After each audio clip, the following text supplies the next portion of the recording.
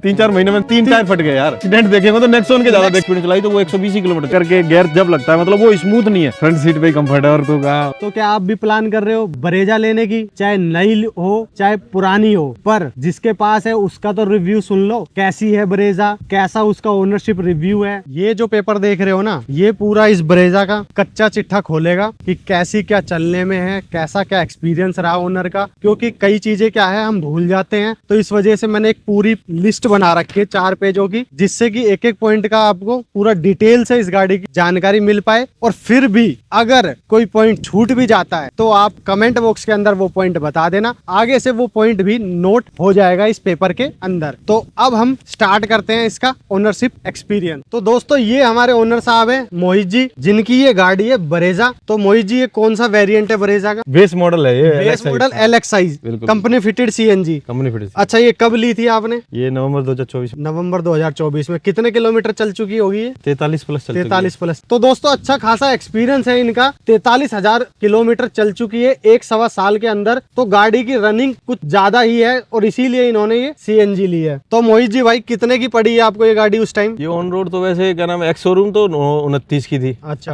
1 lakh something कुछ और थी, 10.25 समथिंग, 10.25 के समथिंग पड़ गई आपको। तो मोहित जी आपका प्रोफेशन क्या है जो आपने 1 साल में 43,000 किलोमीटर गाड़ी चला दी? किस यूज में चलाते हो आप ऐसी गाड़ी को? पर्सनल भी है और बिजनेस रिलेटेड भी है, बिल्डिंग मटेरियल का वैसे मेरा आपका मतलब। तो मोहित जी सेगमेंट के अंदर बहुत सी गाड़ियां हैं, जैसे किया की सोनेट है, टाटा की नेक्सॉन है, और भी बहुत सारी सेगमेंट की गाड़ियां। आपने इसी गाड़ी को क्यों चूज किया ब्रेजा? एक्चुअली क्या है, ये गाड़ी देखो, एक तो इसकी बेस क्लीयरेंस बढ़िया है, ठीक है ना, ऊंची गाड़ी है। अच्छा ग्राउंड क्लियरेंस अच्छी है, ठीक है ना। और दूसरी सर्विस खर्चा कॉस्ट में भी, परचेजिंग कॉस्ट भी अच्छी है। सारी चीजों को ओवरऑल देख के मार्केट में वैल्यू, रीसेल वैल्यू भी अच्छी है गाड़ी की, बिल्कुल, ठीक है ना। मारुति की गाड़ियों की रीसेल वैल्यू, मारुति ब्रेजा, बिल्कुल। और कहीं भी इसका कुछ भी अगर वैसे भी आफ्टर मार्केट कोई काम करवाते हो तो वो भी इजी है, हर जगह मैकेनिक इसके अवेलेबल हो जाते हैं। मतलब एक जैसे कोई ओनर है ना उसके लिए इजी है, ये परेशान नहीं करेगी, ये आपको कहीं ना कहीं सहारा ही बन के वो चीज है इसके साथ। अच्छा आजकल एक ट्रेंड चला हुआ है सेफ्टी का। लोग बाग आजकल क्या है कि सेफ्टी को बहुत देखने लग गए हैं कि यार गाड़ी कितने रेटिंग स्टार है और भाई कैसी सेफ गाड़ी है नहीं है। आपने ये चीज नहीं सोची कि यार सेफ गाड़ी लूं? नहीं, बिल्कुल सही बात है आपकी कि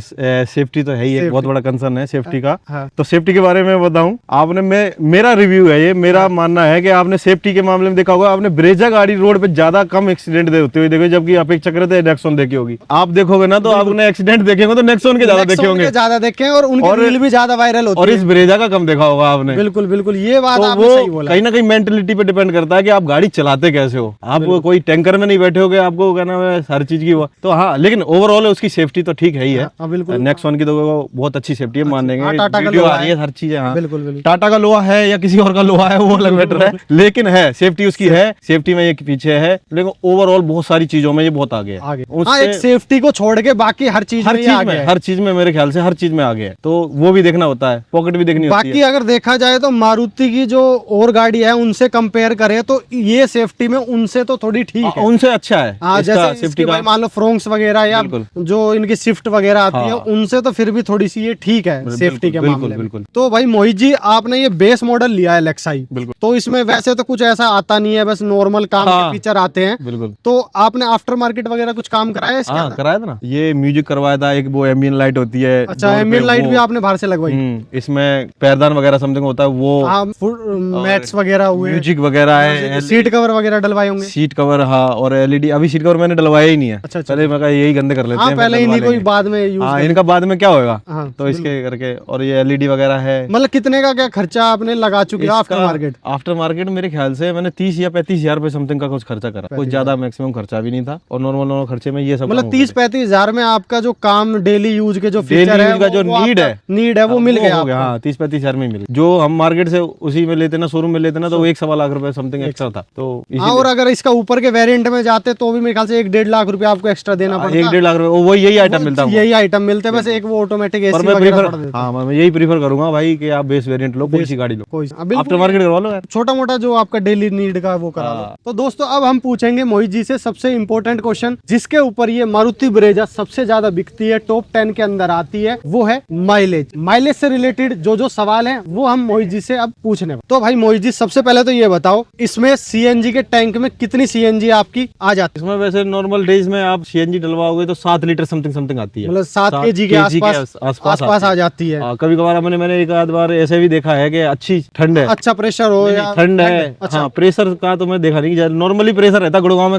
एक सब पे एक जैसा ही रहता है। बिल्कुल। तो नॉर्मल प्रेशर में 7 केजी में थोड़ा ज्यादा आ जाती है। ठंड में मैंने 9 लीटर के समथिंग 9.5 लीटर की समथिंग आ गई है, इसमें आ गई थी। तो मैं भी उस दिन अब सरप्राइज था, पंप का है या है इसमें कैपेसिटी इतनी, पर देखा है मैंने एक बार का 2 बार। दोस्तों आपके पास भी अगर मारुति ब्रेजा है तो आपकी गाड़ी में कितने किलो सीएनजी आती है कमेंट बॉक्स के अंदर हमें बताना। अच्छा, आपने कभी टैंक टू टैंक माइलेज नापी है इसकी कि भाई पूरा सिलेंडर खाली करके फिर सिलेंडर कुछ नापा है कभी? सीएनजी का हाँ। तो मतलब एक सिलेंडर में ये कितने चल जाती है, मतलब एक टैंक में ये कितने किलोमीटर चल जाती है? वैसे यहाँ लोकल में चलाएंगे ना, आसपास में चलाते हैं कि कहीं लोकल शॉप से चले गए या कहीं घर से आए गए, ये सब में तो कोई आइडिया लगता नहीं है मुझे। हाँ, हालांकि उसका लगाओगे ना तो 150 160 ये आइडिया मुझे शायद एक ये होगा एवरेज का, लेकिन हाईवे में मैंने देखा है कि 210 के समथिंग खींच ले। 210 के एक बार मैंने चलाई थी तो 210 लेके गई, तो मतलब कहीं से हाईवे पे हम इसकी कितनी एवरेज माने सीएनजी के अंदर? सीएनजी में इसकी हाईवे पे आती है मेरे ख्याल से 28 से 30 की। मैंने गाड़ी चला के देखी 80 के स्पीड में। 80 के स्पीड में आप गाड़ी 80 के आसपास चलाते हो ना गाड़ी को, तो बहुत अच्छा एवरेज 29-30 आराम से निकाल 28-29-30 हाँ, यही एवरेज निकाल के देती है। मैक्सिमम है ये, पर है ये एवरेज है। पर अगर जैसे 100-110-120 पे चले जाते हो ना तो वो गाड़ी 210 किलोमीटर जो चलेगी ना एक टैंक में,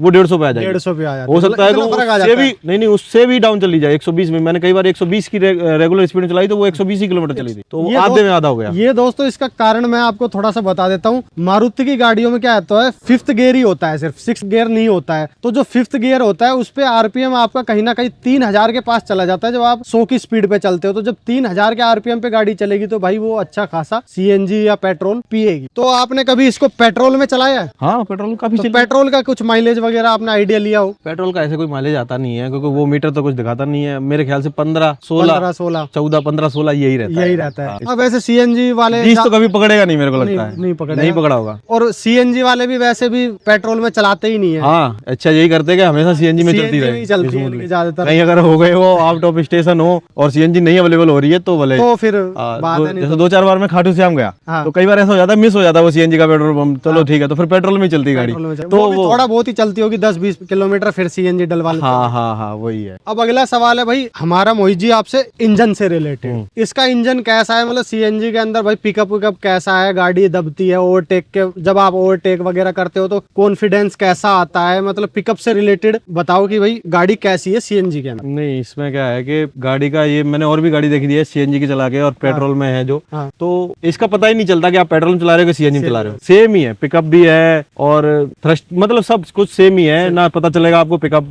सीएनजी में कम हो रहा है या पेट्रोल में बढ़ रहा है, सेम ही है। और अच्छा पिकअप है, ठीक है, मतलब सेगमेंट है, जो सेगमेंट है ना उस हिसाब से मेरे को लगती है कि बेस्ट है, ठीक है, अच्छा पिकअप है, सब कुछ ठीक है। और ऐसा भी नहीं है रोड पे, वो तो फिर आपके डिपेंड करता है, आप गाड़ी को ओवरटेक कर रहे हो, आप पे कॉन्फिडेंस आ रहा है नहीं आ रहा, गाड़ी तो आप चला रहे हो ना, और गाड़ी आपकी है। गियर डाउन करना पड़ता है? नहीं, उसमें बढ़िया नहीं, ऐसा नहीं है गियर डाउन करना पड़ता है, मतलब 5th गियर पे आप ओवरटेक कर लेते हो? बिल्कुल ओवरटेक। अब वो डिपेंड करता है सिचुएशन और कंडीशन पे। ऐसा गाड़ी में कुछ भी नहीं है, कोई सी भी गाड़ी होगी तो आपको डाउन करना पड़ेगा जब जरूरत पड़ जाएगी। हाँ, मतलब वैसे तो इसमें ना 1500 सीसी का इंजन है, तो काफी बड़ा इंजन है, कोई दिक्कत। और 4 सिलेंडर इंजन वैसे है, तो पावर की तो वैसे पावर की कोई इशू नहीं है, कोई इशू नहीं है। गियर वगैरह स्मूथ है बिल्कुल? गियर स्मूथ है, कोई अटकना वगैरह कुछ हो सकता है कि मेरे में ही हो। एक मुझे जो कंसर्न लगता है इसमें, मैंने दिखाया भी था, बोला था कि क्या नाम है, एक बार चेक कर लो इसका रियर बैक, जो बैक गियर है, रियर गियर है, वो थोड़ा सा कहीं अटकता है।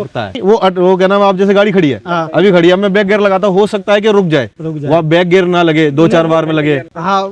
हो सकता है कि फ्रंट लगाओ या कुछ क्लच हल्की सी लो, मतलब ऐसे करके गियर जब लगता है, मतलब वो स्मूथ नहीं है। नहीं, ये चीज तो मैंने बहुत लोगों से नोटिस कर लिया कि इसके बैक गियर में वो दिक्कत आती है। अब मुझे आइडिया नहीं है कि इसकी मारुति में सब में है या सुजुकी में ब्रेजा में है, बिल्कुल, लेकिन इसमें मेरे को एक्सपीरियंस वो हुआ। वो आप व्यूवर्स जो देख रहे हो, आपके पास भी मारुति की अगर गाड़ी है, उसका भी बैक गियर का प्रॉब्लम है, तो वो भी आप कमेंट बॉक्स के अंदर बताना, ताकि लोगों को पता चले कि भाई ये सच में ही प्रॉब्लम है या फिर एक पीछे से ही आ रहा है और इसका कोई सोल्यूशन भी है, तो वो आप कमेंट बॉक्स बॉक्स के अंदर बताना। अब हम इनसे पूछेंगे ड्राइविंग एक्सपीरियंस कैसा है इसके साथ, मतलब हाईवे के ऊपर स्टेबिलिटी कैसी है, स्टीयरिंग का रिस्पॉन्स कैसा है, ब्रेकिंग कैसी है, उन सब के बारे में इनसे पूछेंगे। तो सबसे पहले बताओ, आपने हाई स्पीड वैसे कितने लेके गए हो अभी तक, इसको कितनी हाई स्पीड पे गाड़ी को चलाया आप? एक ही बार लेके गया था, 160 गई थी। 160 मतलब 160 तक चढ़ गई थी। सीएनजी में या पेट्रोल में? मुझे ये ध्यान नहीं है, वैसे सीएनजी ही होगी, ऑब्वियस सी बात है। 160 तक चली गई थी। अच्छा, वैसे नॉर्मल कितनी स्पीड, 100-120 चलाते हो? हाँ, चल जाती है। तो कॉन्फिडेंस कैसा आता है, मतलब हाईवे या वगैरह इन पे गाड़ी स्टेबल लगती है या फिर ऐसी लगती है जैसे हवा में उड़ रही है, या कुछ नहीं कुछ ऐसा फील आता हो? 100 मेरे ख्याल से 100 पे तो कुछ भी नहीं है, मतलब आप अगर 80 पे चला रहे गाड़ी तो बोरियत से फील होगी इस गाड़ी में। अच्छा अच्छा। अगर 100 चला रहे तो आपको लगेगा कि हाँ गाड़ी चला रहे हो, अब कंट्रोल थोड़ी सी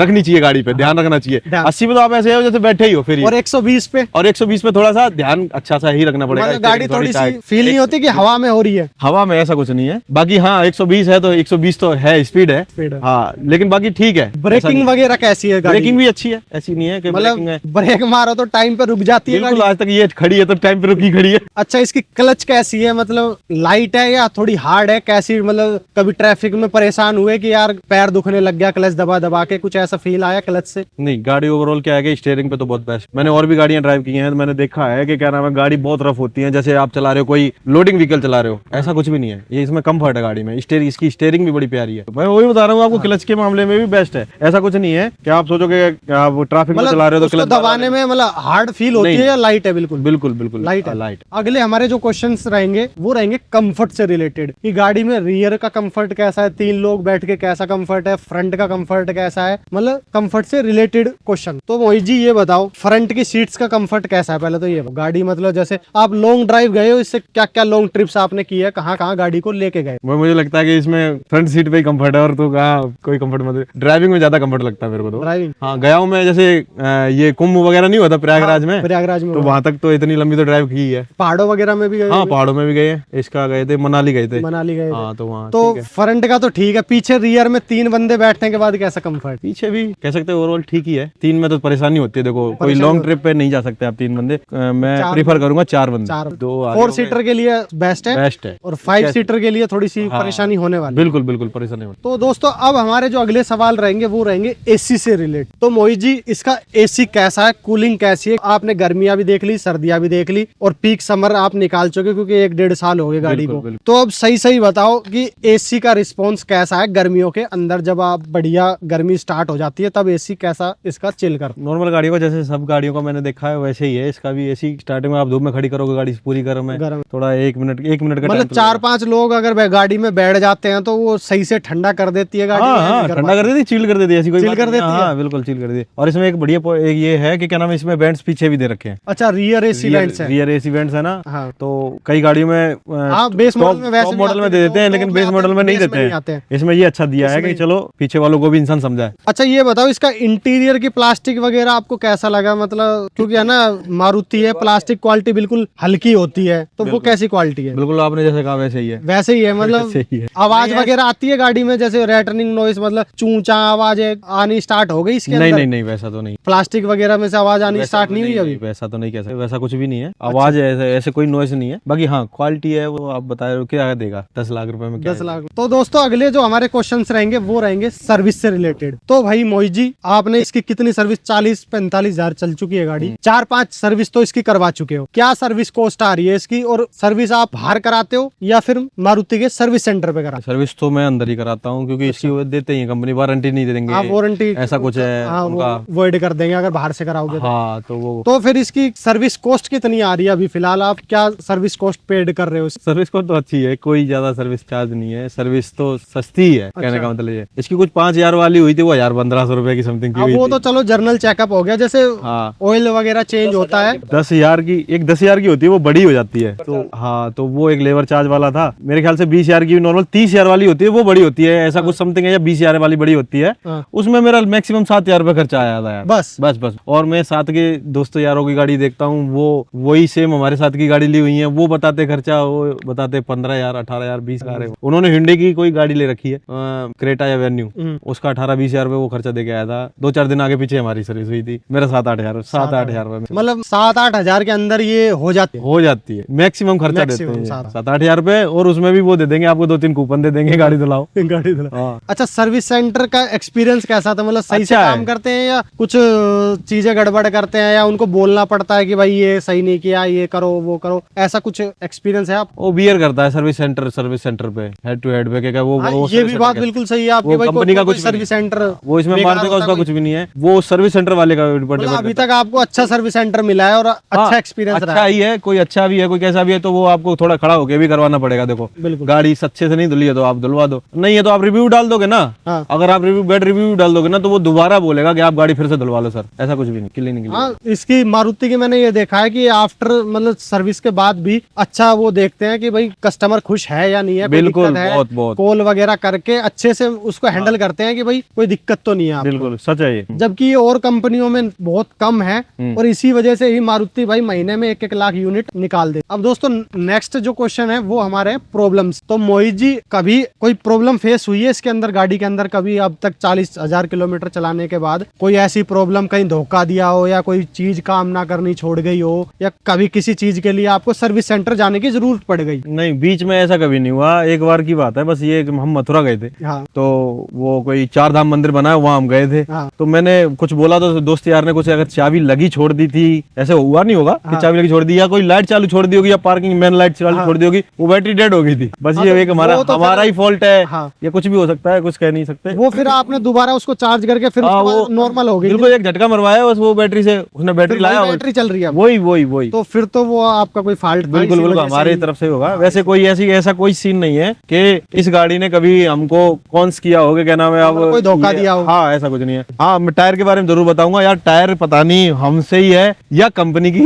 ये वो है भाई, मेरे टायर बहुत फटे हैं। एक साल में क्या 3-4 महीने में 3-4 टायर तीन टायर फट गए यार। ये मेरे को लगता है MRF के दिए हुए हैं। हाँ MRF के इनके टायर 3 टायर फट गए। 3 टायर फट गए? हाँ कोई इतना बड़ा वो नहीं था, कैसी कुछ कहीं कुछ कट में ही फट रहे हैं, कहीं कुछ कट में फट रहे हैं। मतलब टायर की क्वालिटी पिंचर भी बहुत हो रहे हैं। पिंचर। तो दोस्तों अब हम आ लिए बिल्कुल एंड पे वीडियो पे। अब हम इनसे कुछ इस गाड़ी के अच्छाइयाँ पूछेंगे और कुछ बुराइयां पूछेंगे। तो मोहित जी पहले तो गाड़ी की वो बताओ जो आपको सबसे ज्यादा अच्छी लगी बात। माइलेज भाई मारुति वाले तो माइलेज भाई। सेकंड चीज है कि इसकी ग्राउंड क्लियरेंस अच्छी है गाड़ी की, कहीं भी आप जगह अड़ती नहीं इतना है ये नहीं है कि आपकी यहाँ फंस जाएगी। ये गाड़ी मैंने आज तक फंसती नहीं देखी, मुझसे फंसी ही नहीं गई कि मुझे ऐसा लगा कि आप किसी से धक्के लगवाने पड़े हो या कुछ भी हुआ हो, ऐसा कोई हुआ ही नहीं। और मैं खूब रफ चला लेता हूँ, रोडों पे तो चलती ही है, वैसे भी चलाता हूँ खूब, कहीं पे भी चढ़ा दूंगा, कहीं पे ये अरावली हिल्स है ना उस पे लेके चला जाता हूँ। अच्छा खासा ग्राउंड क्लियरेंस है इसका। अच्छी ग्राउंड क्लियरेंस इसकी अच्छी है, तो ये गाड़ी कहीं अटकती भी नहीं है। कभी कभार 2-1 बार या 3 बार मेरे से कहीं आवाज आई होगी इसके नीचे, तो वैसा कोई ज्यादा कौन सा है नहीं। और वैसे और कोई इसकी अच्छाई इसकी? अच्छाई में अच्छा ही है सब। तो अब थोड़ा सा बुराइयां भी बता दो, कोई ऐसी चीज जो आपको इस गाड़ी में बहुत बुरी लगी हो या कुछ ऐसा, वो और थोड़ा सा बता दो। बुराइयों में सबसे एक कमी है, जो कंपनी की कमी है, जो इंजीनियरिंग की कमी है। हाँ। वो भाई वही CNG किट जो दे रखी है ना ऊपर अच्छा, दे रखी है यार। सिलेंडर जो हम पीछे मतलब बूट स्पेस नहीं मिलता आपको। हिंदुस्तानी आदमी सामान लेके चलता है, बिल्कुल बिल्कुल। फैमिली लेके जाएगा, 2-3-4 आदमी की फैमिली होती है, वो आगे सामान रखेगा या पीछे रखेगा यार, जगह होनी चाहिए, तो वो जगह नहीं दे रखी है। वैसे मैं आपको बता दूं जो अब इसका ब्रेजा का फेसलिफ्ट आ रहा है, जो आप बता रहे थे, उसमें ये बता रहे हैं कि भाई जो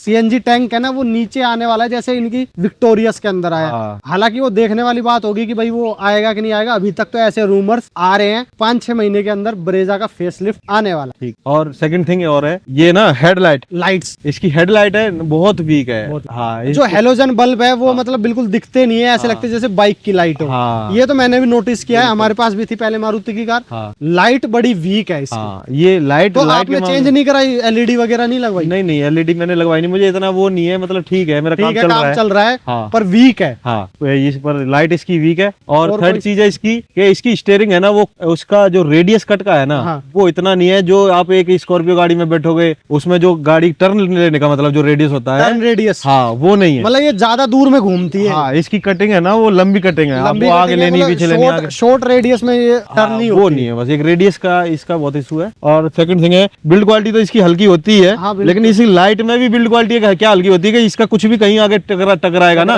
हाँ। तो इसकी जो है ना यहाँ पे जो नक्के होते हैं लाइट वो टूटेंगे, वो टूट जाते हैं। भाई क्वालिटी थोड़ी सी तो ठीक दे दो। सही बात। लाइट टूटा लेके घूम रहे हैं कुछ पूरी गाड़ी ठीक है हमारी, से चिपकाना पड़ता है। और फेविक्विक से चिपका दोगे तो वो आपको रिजेक्ट कर देगा, इंश्योरेंस वाला रिजेक्ट कर देगा। रिजेक्ट कर तो देते वो हैं। भी एक समस्या दे रखे यार, आपने या तो सही करके दे दो या फिर आप अच्छी क्वालिटी दे दो या फिर हमें फेविक्विक से चिपका लेने दो। हाँ, एक तो ऑप्शन दो। हाँ कुछ तो करने दो, कहीं के नहीं छोड़ते। तो अच्छा, यही चीज है, और कोई कमी? मुझे नहीं लगता। तो मोहित जी अगर आपको दोबारा से 10 लाख रुपए दिए जाए तो क्या आप इस गाड़ी को दोबारा दोबारा से खरीदोगे? तब भी मैं सोचूंगा। अब इसका अच्छा, तो इसको दोबारा नहीं लोगे? नहीं, ऐसा नहीं है। अगर मेरे पास कोई ऑप्शन ही नहीं हुआ इससे बेटर तो फिर ये जरूर है, क्योंकि ये अच्छी है। अगर इसको कोई बेटर मिल रहा होगा, मैं 1.5 साल पहले था, आज की तारीख में मुझे कोई 10 लाख रुपए की बोल रहा है कि एक गाड़ी और ले जाके मोहित, तो मैं कुछ ऑप्शन देखूंगा। अगर मिलता है तो ठीक है, नहीं तो ये तो बेस्ट है। अच्छा ये बताओ, जो हमारे व्यूवर्स इस वीडियो को देख रहे हैं, उनके कहीं ना कहीं मन में भाई ब्रेजा को लेने का प्लान है, क्या उनको ब्रेजा लेनी चाहिए या नहीं लेनी चाहिए? भाई मैं लेने जा रहा था स्विफ्ट, ठीक है ना, छोटी गाड़ी से स्विफ्ट, फिर आई स्विफ्ट का 6-7 लाख उसी टाइम जा रहे हो। हाँ, उसी टाइम आ गई थी फ्रोंक्स आई हुई थी, फ्रोंक्स भी थी, बलेनो भी थी, और एकदम से दिमाग में आई कि ब्रेजा, मेरे एक दोस्त पे ब्रेजा है, वो मैंने चलाई थी, वो उसकी डीजल की थी, ये सीएनजी में भी आने लगी थी, ठीक है, माइलेज भी अच्छा मिलने लग गया भाई। बिल्कुल। तो मैंने बहुत अच्छे से प्रीफर करा, कोई बात नहीं, 1-1.5 लाख रुपए एक बार रोना है। अगर लेनी है गाड़ी तो अच्छी गाड़ी लो, बड़ी गाड़ी लो, ऊंची गाड़ी तो उसमें बेस्ट है। उस सेगमेंट में मेरे को लगता है इस सेगमेंट में सबसे बेस्ट गाड़ी है। ये एसयूवी कहेंगे, एक्सयूवी कहेंगे, कुछ भी कर लो इसको, जो भी है गाड़ी कॉम्पैक्ट एक्सयूवी है, तो इससे बेस्ट कोई गाड़ी नहीं दिखती मेरे को। तो मतलब लोगों को लेनी चाहिए, ये बिल्कुल लेनी चाहिए। कभी भी बेचने जाओगे ना तो भी आप ये देख लो, कभी भी कहीं भी कैसे भी खड़े होके ना आधी रात को भी बेच सकते हो। और रीसेल वैल्यू इसकी अच्छी खासी है। बिल्कुल रीसेल वैल्यू है, मार्केट में अच्छी वैल्यू है, कहीं पे भी इसका कोई भी पार्ट भी मिल जाएगा। वो वाली बात जो हम चला रहे थे, बाइकों की स्प्लेंडर है ये। हाँ, मतलब गाड़ियों के अंदर इसको आप स्प्लेंडर बोल सकते हो। हाँ, इसको स्प्लेंडर बोल सकते हो। कहीं भी काम करा लो, इसका कोई इशू नहीं आएगा। हर जगह आपको पार्ट्स मिलेंगे, हर जगह इसकी सर्विस मिल जाएगी, सब कुछ है। तो मोहित जी आपका बहुत बहुत धन्यवाद हमें टाइम देने के लिए और हमारे व्यूवर्स को टाइम देने के लिए, और उनको एक अच्छी जानकारी मुहैया कराने के लिए, क्योंकि बहुत से लोग फेक ओनरशिप रिव्यू देते हैं। आपने एक अच्छा खासा